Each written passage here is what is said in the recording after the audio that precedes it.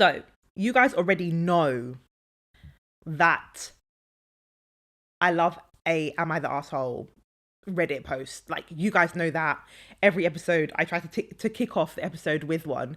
And this week's one that I found, I was like, what's going on? What's actually going on? But you guys can be the judge of that because it's a madness. So I will begin.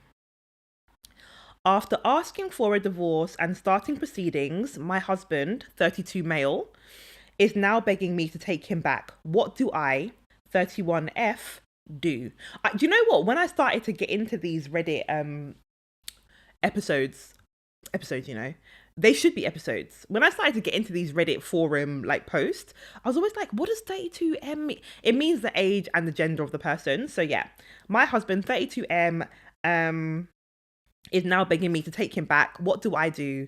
She is 31F. Let's go. So, hi everyone. Just wanted to preface this by saying I'm in the UK, so divorce law may be a bit different compared to the US or other countries. I like an efficient babe. Like, she's giving us the context. She's letting us understand what she's about to explain, because divorce law is actually very different everywhere. And divorce law is also very different from state to state, is what I'm learning about with the US listeners. So yeah, please comment below and let us know kind of what maybe the difference in your state is, because actually it's crazy that everywhere is very different. I, 31F, married my husband, 32M, 4 years ago, and I thought we had a solid relationship. Oh, I love that. Love. However, there's always a however. However, one night he sat me down and handed me some papers. My husband had applied for divorce. Just like that. Could you imagine being married to someone, thinking it's going really well, and one day out of the blue he hands you divorce papers? And I know that like a lot of people say I was blindsided, but it really does sound like this lady 31F really was. It was all going well apparently, and he hands her papers. Okay. I was totally blindsided. Look at that. I was totally blindsided and stared at the paper for ages, hoping I'd read a line saying gotcha or something. I just asked why, trying not to burst into tears. Oh, this is awful. What a poor babe. My husband, without looking me in the eye, because you're spineless. If you're going to be filing someone divorce papers, you better look them in the eye and tell them exactly why. My husband, without looking me in the eye, explained that over time he had just felt us growing apart, and while he still cared about me, didn't love me. That's heartbreaking. I felt so heartbroken. It's almost like this happened to me. I'm with her. I am with 31F. I am with her. Oh. I felt heartbroken, but I was also angry that he'd never spoken to me about his issue. It was like he hadn't even given me a chance to fix things. And that's the issue. I feel like there obviously needs to be a place for divorce in this country, like without a doubt. Well, everywhere. Everyone should have the option of divorce. But have you worked on the marriage before you've gone and applied for divorce? Have you even spoken about what the problems are? How can you fix something that you haven't even addressed? But he's applied for the papers. He's applied for the divorce and handed her the papers. Okay, cool. I told him that and he became defensive, telling me that was how he felt and I had to deal with it. He went to bed and I slept on the couch. Oh no. So he didn't want to work on it. He didn't want to fix it.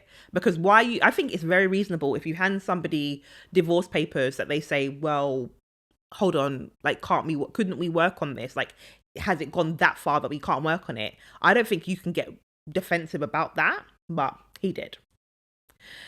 Next day, I thought over it. I thought over it some more and tried to see his side.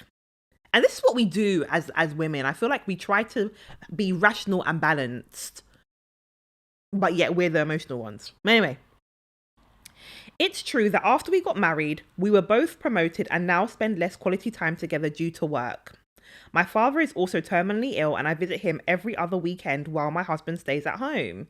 I mean, she's got work and responsibilities. That obviously would have an impact on relationships, but that doesn't mean the relationship can't work. So I suppose I could see where he was coming from about distance. But every time we were together, it was never addressed. Still, after a few more days, I decided I didn't want to be with someone who said they did not love me and agreed to proceed with the divorce. Never let your man or anyone tell you they don't want you more than once. Who said that? I think it was Judge. Who was it? Oh, I love this. There's a judge. Oh, oh, she's an American judge. This is going to annoy me so much. We're going to obviously carry on with the episode, but what's her name? Judge Troller. No, it's not Judge Judy. Judge Judy probably said something like that, but differently. Anyway, never let a man or anyone tell you they don't want you more than once. That's what she's done, and I love that for her. My family were sad for me, but understood. However, my mother and father-in-law both texted me long messages about giving their son a second chance. Now, see, this is a red... Where's the red flag guy?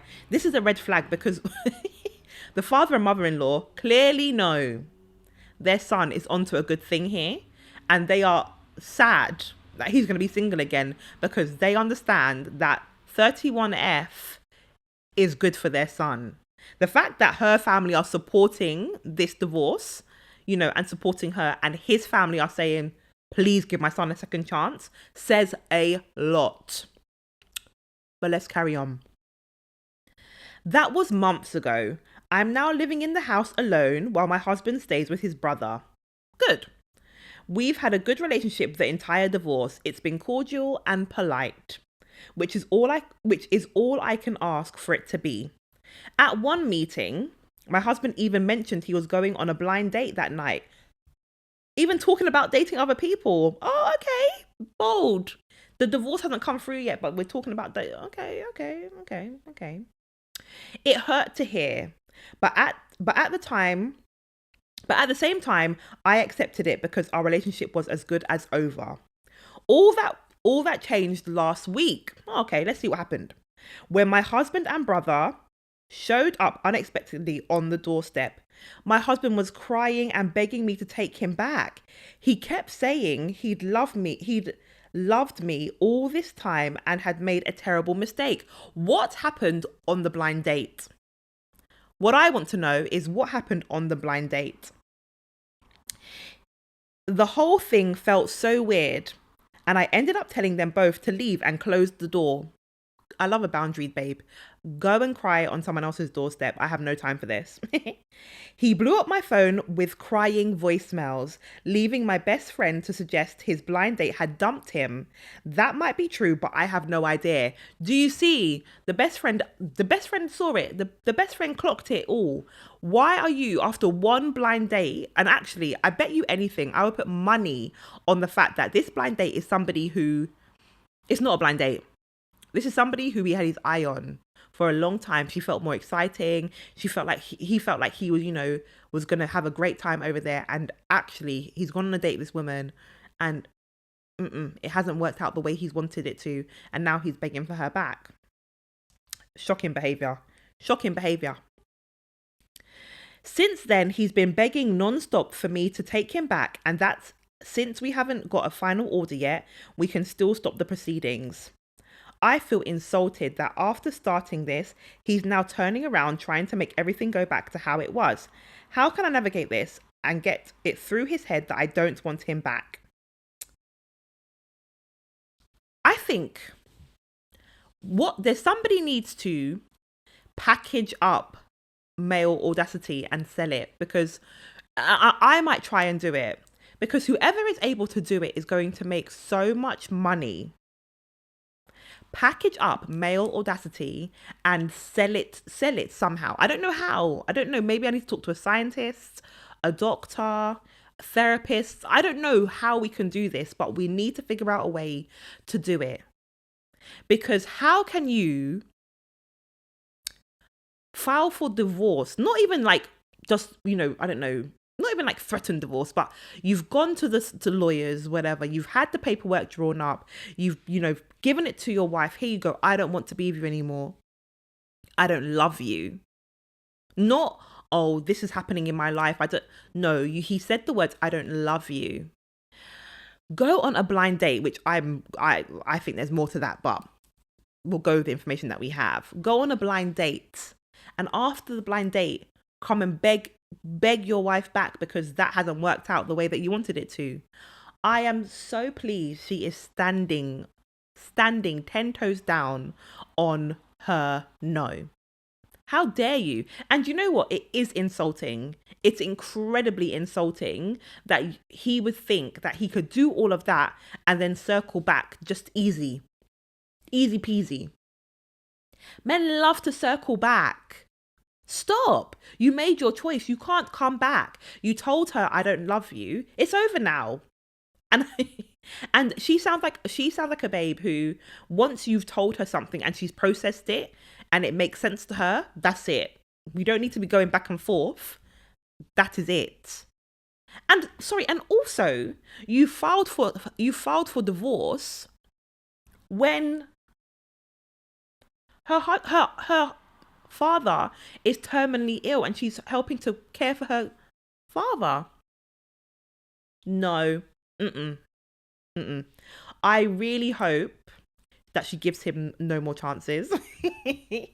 I really hope that they progress with the final, to get the final order. The divorce goes through and she lives happily ever after. Maybe she gets into a relationship with somebody who can at least discuss how he feels and she lives happily ever after. That's what I hope.